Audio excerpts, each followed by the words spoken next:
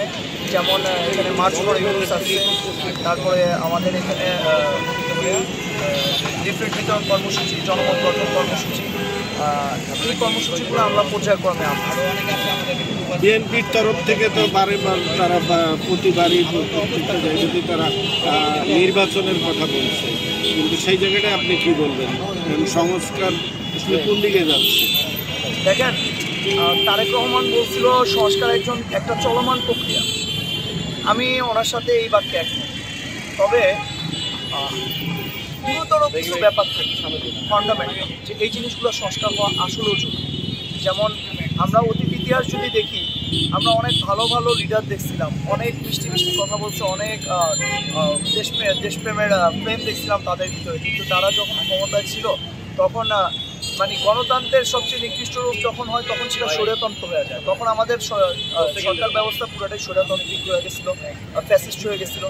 তো আমরা চাচ্ছি যে রাষ্ট্রের গুরুতর ব্যাপারগুলো, যেমন আপনারা যদি দেখেন যে সংবিধানের বেশ কিছু অনুচ্ছেদে আমাদের সরকার প্রধান যিনি আছে ওনাকে একচ্ছত্র ক্ষমতা দেওয়া হয়েছে।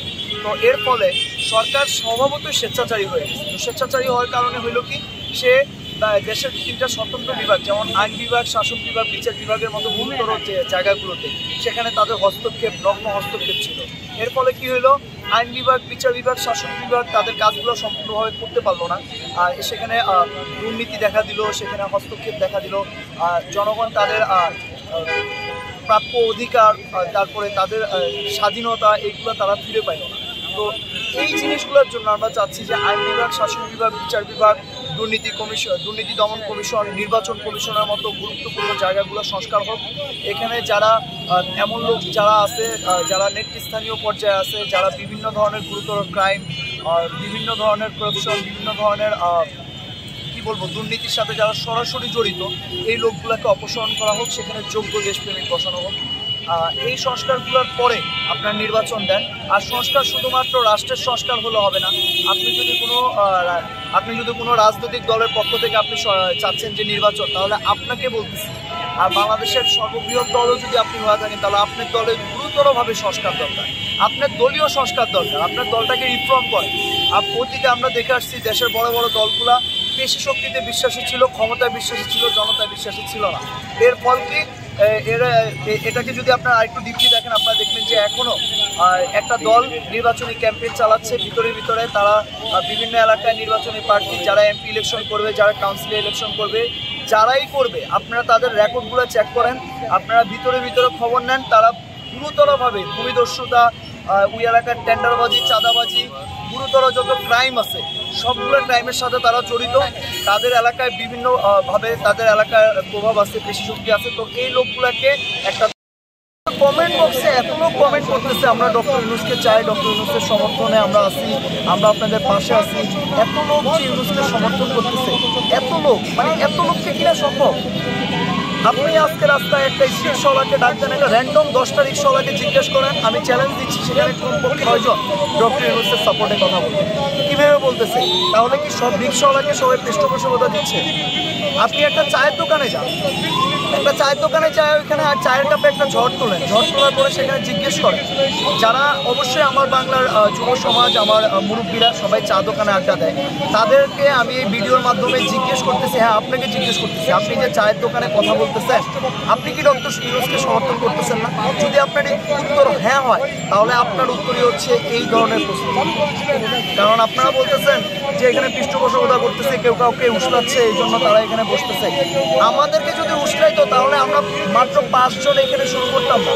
আমরা এখানে টাকা পাইলে আমরা সিঙ্গারা পার্টি আর 7 আপের জন্য মাথা পিছু 500-200 করে আমরা তো এখানে বহুত লোক আনতে পারি। আমরা তো আনতেছি না, আমরা তো এমন কাউকে পাইনি। আপনারা আমাদের ভিতরে চেক করেন, আমাদের ভিতরে আপনারা যদি কোনোভাবে তথ্য পান যে আমাদের কোনো সদস্যকে এখানে টাকা দিয়ে আনা হয়েছে, আপনারা যদি সঠিকভাবে দিতে পারেন, আপনারা দেন, আমরা সেই দায় মাথা পেতে নিই। কিন্তু আপনারা সূক্ষ্মভাবে এমন কোনো গুরুত্ব দিতে পারবেনই না। আপনারা নিজেদেরকে তো সংস্কার করবেনই না, দেশ সংস্কারের পক্ষে তো আপনারা নাই। আপনারা জনগণের জন্য জনবান্ধব রাষ্ট্র তো আপনারা চাচ্ছেন না, যোগ্যতার ধারে কাছে তো আপনারা নাই। উল্টা আপনারা আছেন টেন্ডারবাজি, চাঁদাবাজি, গুরুতর দুর্নীতির সাথে উল্টা আপনারা আছেন যেইভাবে জনগণের রক্ত চোষা যায় সেই পথে। আর ভূমিদস্যুতা আরও বিভিন্নভাবে উল্টা আপনারা এই জিনিসগুলোর সাথে জড়িত থেকে যারা ইউনুসকে সমর্থন করতেছে আপনারা তাদের বিরুদ্ধে বলতেছেন। আসলে সত্য কথা বলতে জনগণ কমেন্টে বলে এগুলো জনগণ খায় না, বুঝছেন? এটা আমি একটা প্রশ্ন করি, সেটা হচ্ছে যে বিগত ফ্যাসিবাদ কিন্তু উন্নয়ন বলে থেকে গিয়েছিল। তো এবছর কিছু রাজনৈতিক দলগুলো বলছে সংস্কার বলে এতদিন থাকবে। এই বিষয়টা আপনি কীভাবে দেখছেন বা কী বলতে চাচ্ছেন? আপনারা যদি বাংলাদেশের ইতিহাস দেখেন, এরশাদ সরকার, বিএনপি, আওয়ামী লীগ তো পুরাটাই, এরা সবাই স্বৈরাচারের ভূমিকায় কিন্তু ক্ষমতায় ছিল। আর ডক্টর ইউনূসের ক্ষেত্রে যদি বলেন, অন্তর্বর্তীকালীন সরকার প্রধান যিনি, উনি কিন্তু আসতেই চায় না, ছাত্র জনতার ইচ্ছায় তাকে বাংলাদেশে আনা হয়েছে। গত 9 মাস গেল, 9 মাসের ভিতরে আমরা যদি ওনার এমন কোনো কর্মকাণ্ড দেখতাম যেখানে তিনি যোগ্যতার পরিচয় দেয় নাই, তিনি চেষ্টা করতেছে না, তিনি যোগ্য লিডার হতে পারেনি, তখন আমাদের এখানে বসার আগেই আমরা ফেসবুক দেখতাম, 10 জায়গা দেখতাম, জনগণের কথা শুনতাম, আমরা চিন্তা করতাম যে না, এরকম তো যোগ্য না, তার জন্য আমরা কী করে পারি। যখন বাংলাদেশের ভিতরে একটা মানে কলরব উঠতেছে, আপনারা দেখবেন যখন 24-এর ছাত্র আন্দোলনের আগে যখন আন্দোলন এক্সট্রিম লেভেলে রূপ নিতেছিল, তার আগে আপনারা দেখছেন ফেসবুকে সবাই প্রোফাইল লাল করতেছিল, সবাই আন্দোলনকে সমর্থন করতেছিল, সবাই হ্যাশট্যাগ ইউজ করতেছিল। এগুলো কিসের আলাদা? আপনারা যখন দেখেন যে ভূমিকম্প বা কোনো প্রাকৃতিক দুর্যোগে পূর্বাভাস আসে, এটা হচ্ছে একটা পূর্বাভাস। সো এরকম এখন আপনারা দেখতেছেন যে ডক্টর ইউনূসকে যখন পুরো বাংলাদেশের সবাই চাচ্ছে, কমেন্ট বক্সে এর ঝড় উঠছে, পূর্বাভাস আসছে। এখন হ্যাঁ, কিছু লোকের এই জিনিসটা নিয়ে অ্যালার্জি থাকবে, এটা খুব স্বাভাবিক।